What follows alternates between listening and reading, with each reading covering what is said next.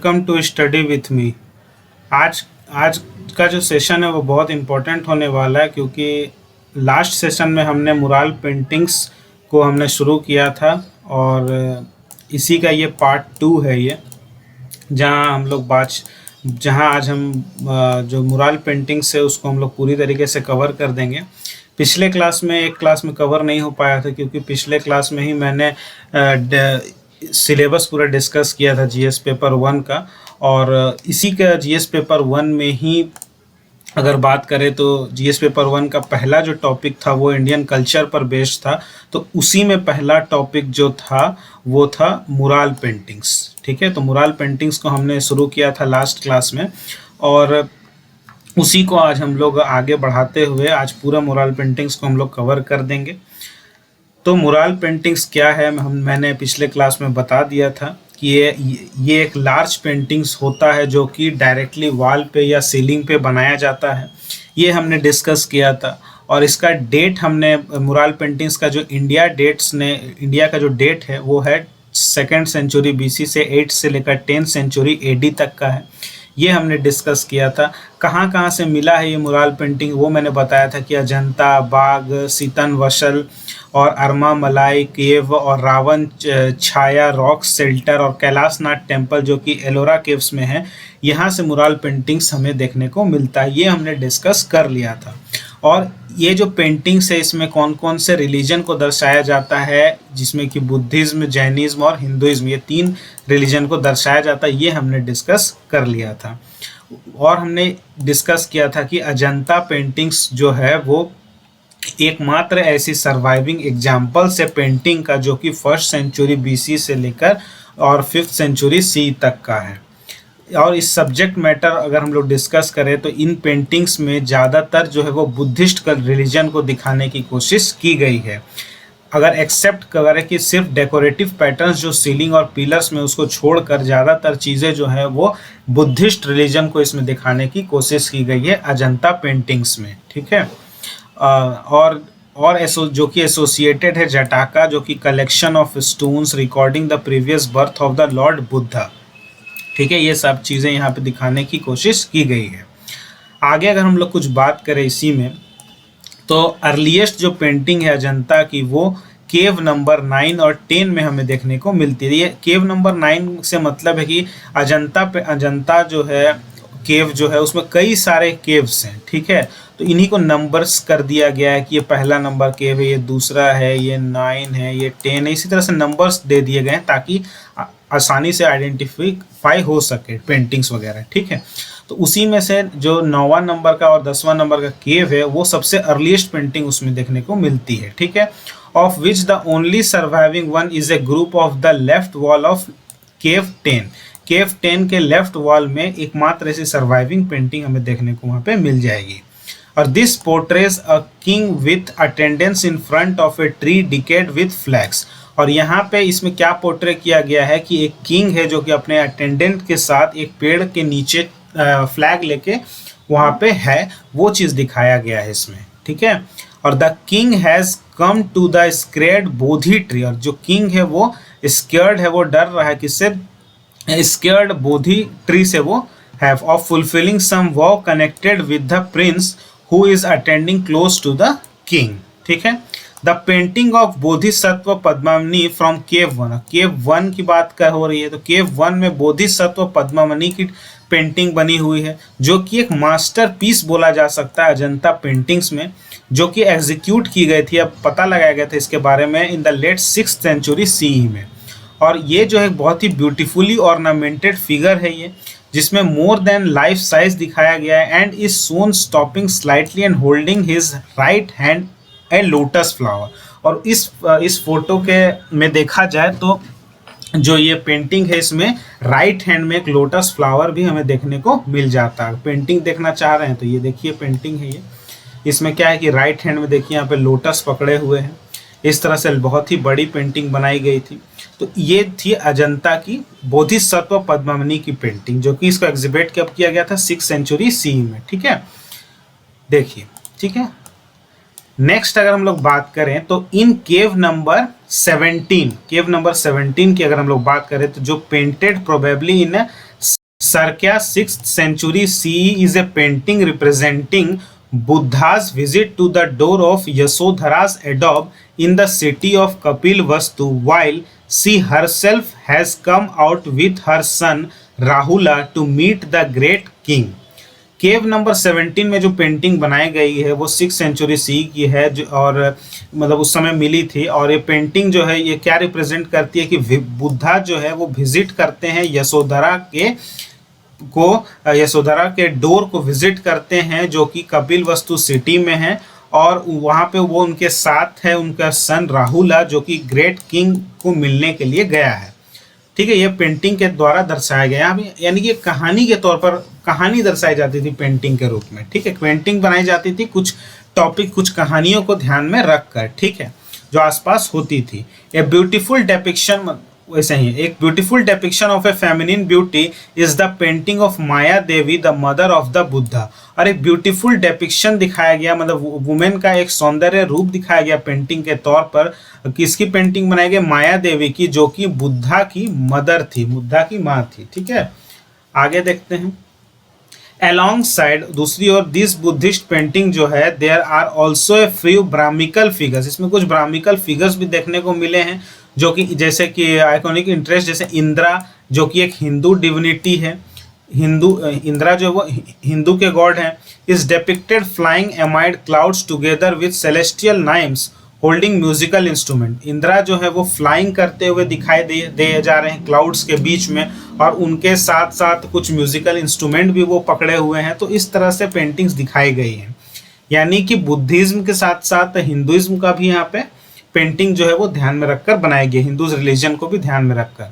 ठीक है, और ये मुराल पेंटिंग्स। और एग्जाम्पल अगर देखें तो सीलिंग डेकोरेशन के लिए अगर हम लोग देखें तो केव नंबर 17 में जो and belongs to circa 6th century AD को बिलोंग करता है, जहां पर सीलिंग में पिंक एलिफेंट को बनाया गया जो कि डेकोरेटिव पेंटिंग है and can be seen in detail. ठीक है, जो कि डेकोरेशन के लिए बनाया गया। देखिए पिंक एलिफेंट को सीलिंग में बनाया गया है। ठीक है, तो ये अजंता केव्स में आपको देखने को मिल सकता है। ठीक है, तो काफ़ी ब्यूटीफुल है। तो पेंटिंग्स भी बहुत तरह की थी। ठीक है, नेक्स्ट हम देखेंगे बाग एंड बामनी केव पेंटिंग्स। कुछ पेंटिंग्स जो है बाग और बादामी केव पेंटिंग्स भी है।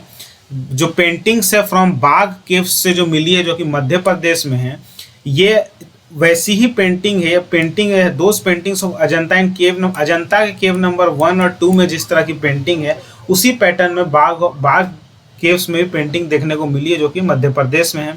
अगर स्टाइल की बात करें या तरीके की बात करें तो वो एग्जैक्टली सेम फॉर्म है, बट बाग फिगर जो है टाइटली मॉडल्ड है एंड स्ट्रॉन्गर इन आउटलाइन। जो अजंता की पेंटिंग से वैसे ही बाग केव में भी वैसे ही पेंटिंग से, बट उसमें कुछ आउटलाइन वगैरह जो थोड़ा स्ट्रॉन्गर देखने को मिल रहे हैं यहाँ पे। And they are earth-like and human than those at Ajanta. The earliest Brahmical paintings so far known are the fragments found in Badami caves in cave number 3 belonging to circa 6th century AD. ठीक है, painting of Shiva and Parvati is found somewhat well preserved. और painting मिली है शिवा की और पार्वती की यहाँ से, जो कि अभी तक प्रिजर्व है, अभी तक वो ठीक है। Though the technique follows that of Ajanta and Bag, the modeling is much more sensitive in texture and expression, and the outline soft and elastic. ठीक है, the paintings of Ajanta, Bag and Badami represent the classical tradition of the North and the Deccan at its best. जो अजंता है, अजंता केव की painting है, या बाग या बादामी बाग केव की painting हो या बादामी केव की पेंटिंग्स हो, ये क्लासिकल ट्रेडिशंस को दर्शाता है, जो कि नॉर्थ की और दक्कन क्षेत्र यानी साउथ के क्षेत्र की और नॉर्थ के क्षेत्र की जो क्लासिकल ट्रेडिशन है उसको दर्शाता है ये पेंटिंग। ठीक है, अगर Sittanavasal and other centres of painting show the extent of its penetration in the south. ठीक है, the paintings of Sittanavasal are intimately connected with Jain theme. जो सीतान वशल है जो कि पेनिट्रेट कर गए हैं साउथ की ओर, उसको दर्शाता है पेंटिंग्स को, और ये बेसिकली कनेक्टेड हैं जैन थीम से। यानी सीतान वशल में जो भी पेंटिंग्स है उसमें जैन धर्म को ज़्यादा दिखाया गया है, और उसमें सिंबोलिज्म भी दिखाया गया जैन धर्म का। But enjoy the same norms and technique as, लेकिन जिस टेक्निक अजंता में जिस तरह टेक्निक का इस्तेमाल हुआ है उसी टेक्निक के इस्तेमाल से इसमें भी प्रिंटिंग की गई है। और the contours of this paintings are firmly drawn dark on a light red ground. और यहाँ जो पेंटिंग बनाई गई है उसमें डार्क बनाया गया है लाइट रेड ग्राउंड में, बैकग्राउंड लाइट रेड ग्राउंड में डार्क पेंटिंग की गई है। On the ceiling of the बरामदा is painted a large decorative scene of great beauty, a lotus with the birds, elephants, buffaloes and a young man plucking flower।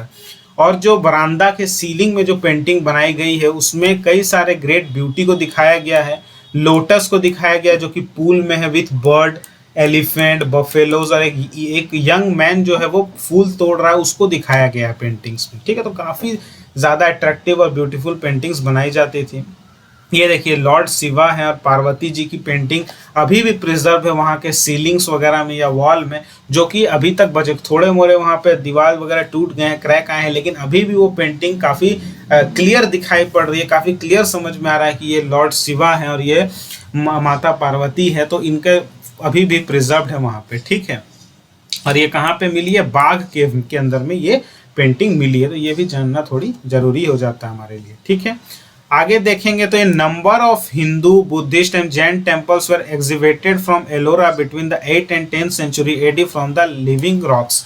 Living rocks जो एलोरा के अंदर में है वहाँ से 8th और 10th सेंचुरी के बीच में एक बहुत सारे एक नंबर ऑफ हिंदू, बुद्धिस्ट और जैन टेम्पल्स वहाँ से मिले हैं, वहाँ से पाए गए हैं। ठीक है, और ये एलोरा जो है ये located nearly 100 kilometres away from Ajanta caves. Ajanta cave से करीब करीब 100 किलोमीटर दूर ये एलोरा केव्स जो है लोकेटेड है। कहाँ पे? In the Sahyadri ranges of Maharashtra. Sahyadri ranges Maharashtra के अंदर में है, उसी पर ये लोकेटेड है। अगर एलोरा की बात करें तो इसमें करीब 34 केव्स से 34 गुफाएं हैं, जिसमें 17 जो है वो ब्राह्मणिकल गुफा है, 12 बुद्धिस्ट है और 5 जैन गुफाएं हैं वहाँ पे। ठीक है, मतलब वहाँ जो पेंटिंग्स बनाई गई है वो इन रिलीजन्स को ध्यान में रखते हुए बनाई गई है। This set of caves are developed during the period between 5th and 11th century CE by various guides from Karnataka, Tamil Nadu. The most, लेकिन सबसे ज़्यादा जो इम्प्रेसिव है एलोरा के अंदर में वो है कैलाश नाथ टेम्पल, जो कि is a free standing structure which is in fact A monolith. ठीक है, which has several fragments of paintings on the ceilings of the different parts of this temple. It was developed under the patronage of Rashtrakuta king Krishna one. ये राष्ट्रकूटा जो king थे कृष्णवन उनके द्वारा ये develop कराई गई थी, जिसमें कि वो डेडिकेटेड है ये मंदिर लॉर्ड शिवा के लिए। यानी लॉर्ड शिवा जो शिव भगवान के प्रति उनकी आस्था काफ़ी ज़्यादा थी, तो उनके द्वारा ही लॉर्ड शिवा के लिए एक मंदिर बनाया गया था वहाँ पे, कैलाशनाथ टेम्पल। ठीक है, ये आप पेंटिंग्स देख सकते हैं, काफ़ी सुंदर पेंटिंग्स वहाँ पे सीलिंग पर बनाई जाती थी, वॉल पर बनाई जाती थी, बहुत ही डेकोरेटिव होता था ये। ठीक है, ये केव्स वगैरह। ठीक है, mural paintings in cave number 32 at Ellora. ये एलोरा के अंदर में केव नंबर 32 में इस तरह की मुराल पेंटिंग्स वहाँ पे देखने को मिलती है। ठीक है, कुछ और देख लेते हैं। तो केव नंबर 10 के अंदर में बुद्धिस्ट चैत्य केव है, जो कि नोन एज विश्वकर्मा केव भी बोला जाता है, वेयर इन बुद्धा विश्वकर्मा के बाद cater seated in vyakhyana mudra here and Bodhi tree is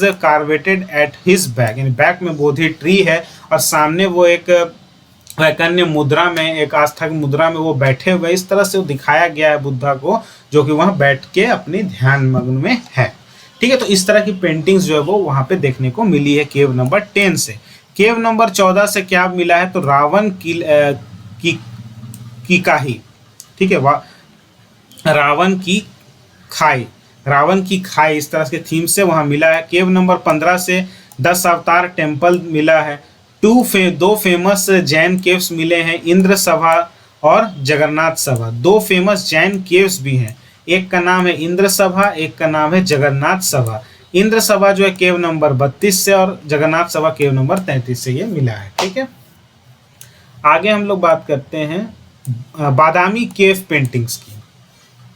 तो बादामी जो है कैपिटल है अर्ली चालुक्यन डायनेस्टी का, जो कि रूल किया था, जिन्होंने 543 से 598 सीई तक।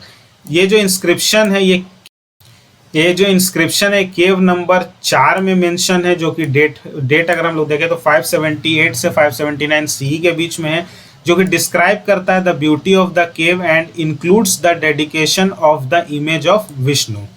पेंटिंग्स जो मिली है in this cave depict palace scenes one son Kirtivarman sorry. Paintings जो है इन केव में ये कुछ सीन्स को दिखाती है, जैसे एक में दिखाती है कृतिवर्मन को, और the son of Pulakeshin one and the elder brother of Mangalesha, जो कि बैठे हुए in seated inside the palace with his wife and feudatories watching a dance scene। ठीक है। The paintings found here are stylistically similar to the ones found in Ajanta. यहाँ पे जो paintings मिली इसमें भी जो स्टाइल देखने को मिला है, जो तरीका देखने को मिला है, ऑलमोस्ट जो है वो अजंता पेंटिंग्स के तरह ही देखने को मिला है। द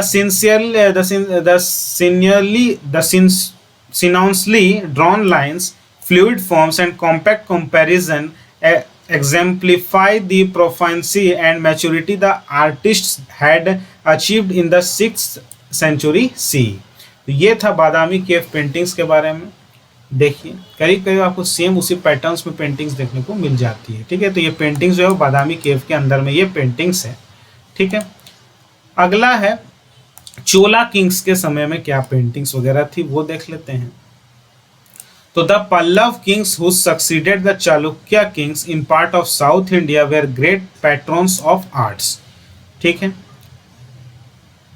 जो पल्लव किंग्स है जिन्होंने चालुक्य किंग्स से सक्सीड किया था साउथ इंडिया में, वो आर्ट के प्रति काफी ज्यादा जागरूक थे। ठीक है, उन्हें पसंद था आर्ट। महेंद्र वर्मन प्रथम जो थे, जो कि न्यूमरस टाइटल्स सच एस विचित्राचिता जो क्रूसियस माइंड, करापुली जो कि टाइगर एमोंग आर्टिस्ट, या चैत्यकरी temple builders who's shown his interest in art activities में उनका इंटरेस्ट था।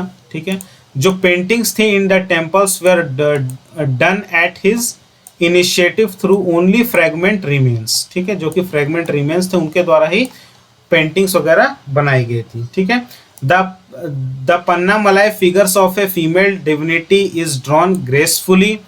Paintings at the Kanchanpuram temple were patronized by the Kanchipuram temple were patronized by the Pallav king Raja Simha. Faces are round and large. Lines are rhythmic with increased ornamentation when compared with the paintings of earlier periods. Depiction of torso still remains like the earlier sculptural traditions but is elongated. When the Pandyas came to power, they too patronized art. Tirumalaipuram caves and Jaina caves at Sitanvasal are some of the surviving examples. Here on the pillars of the veranda are seen dancing figures of celestial nymphs. The contours of figures are firmly drawn and painted in vermilion red on a lighter background. The body is rendered in yellow with subtle modeling. Supple lines, expressions on the faces of dancers, rhythm in their swaying movement, all speak of the artist's skill in creative imagination in virtualizing the forms in the architectural context. The paintings were executed on the walls of the narrow passage surrounding the shrine in Brihadeshwara temple. ठीक है, paintings जो exhibit किया गया walls से और narrow passage में जो कि सराउंड है इन द टेम्पल से। ठीक है, the paintings show narrations and aspects relate to Lord Shiva, Shiva in Kailash, Shiva in Tripurataka, Shiva in Nataraj, a portrait of the patron Raja and his mentor Kuruvar, dancing figures etc। ठीक है, ये देखिए painting से कुछ काफी सुंदर paintings देखने को मिली है। उसके बाद है विजय नगरा मुराल्स, विजयनगरा मुराल्स यानी साउथ में कुछ मुराल्स पेंटिंग्स हमें देखने को मिली है साउथ वाले रीजन विजयनगर में। Paintings at Thirupparankundram near Trichy done in the 14th century represent the early phase of the Vijayanagara style. In Hampi, the Virupaksha temple has paintings on the ceiling of its mandapa narrating events from dynastic history and episodes from the Ramayana and the Mahabharata. Among the important panels are the ones which shows with Vidyarnaya, the spiritual teacher of Bukkaraya, Harsha, being carried in a palanquin in a procession and the incarnation of Vishnu. ठीक है? In Lipakshi near Hindupur in present Andhra Pradesh, there are examples of Vijayanagara paintings on the walls of the Shiva temple. In keeping with the traditions, the Vijayanagara painters evolved a pictorial language wherein the faces are shown in profile and figures and objects two-dimensionally. Lines between still fluid comparisons appear in the rectangular compartments. ठीक है, ये कुछ figures देखने को मिल रहे हैं. ठीक है, आगे देखें तो this stylish convention of the preceding centuries were adopted by artists in various centres in south India as can be seen in the paintings of the Nayaka period. Paintings of the Nayaka dynasty in the 17th and 18th centuries are seen in Tirupurakuram, Srirangam and Tiruvarur in Tamil Nadu. In Tirupakarakuram, paintings are found of two different periods of the 14th and the 17th century. Early paintings depict scenes from the life of Vardhaman Mahavira. The Nayaka paintings depict episodes from the Mahabharata and the Ramayana and also scenes from Krishna Leela. ठीक है.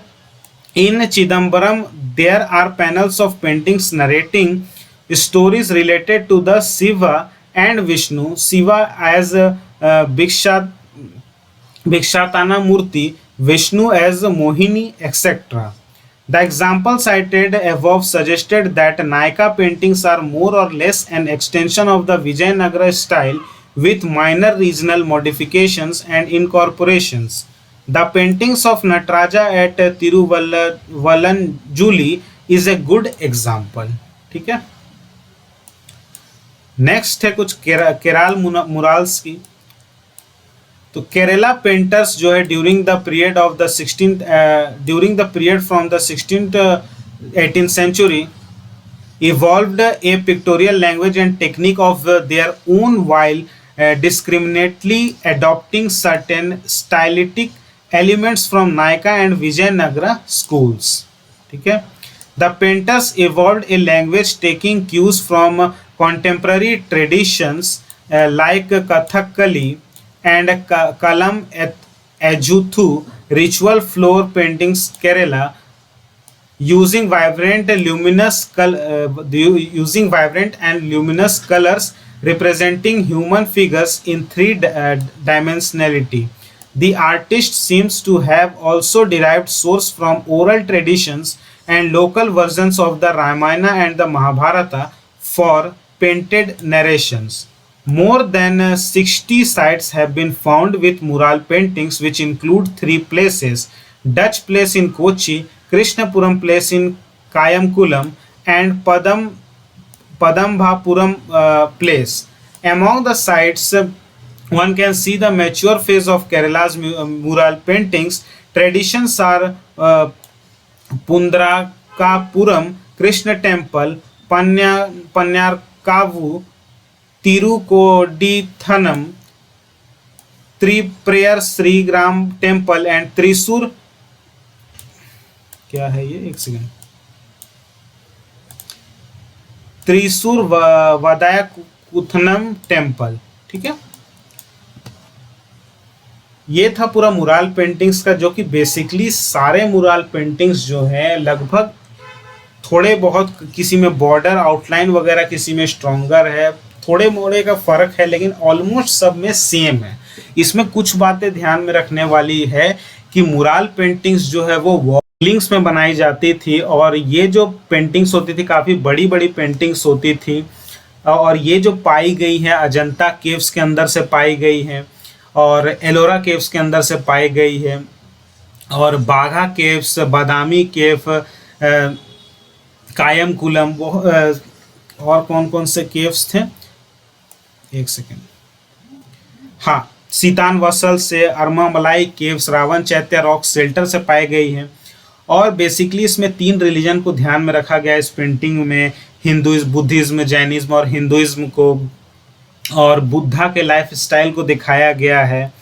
ठीक है, तो ये सारी चीज़ें जो है इस पेंटिंग के माध्यम से दिखाई गई हैं। ठीक है, इंडिया में जो डेटेड किया गया था मुराल पेंटिंग्स का वो 2nd सेंचुरी BC से लेकर 8 से लेकर 10th सेंचुरी AD तक इसे दिखाया गया है। ठीक है, और आप जैसे कि इम्पोर्टेंट हो जाता है कि शिव पार्वती की जो पेंटिंग है वो कौन से केव से मिली है, तो वो आपका बाघा केव से मिली है।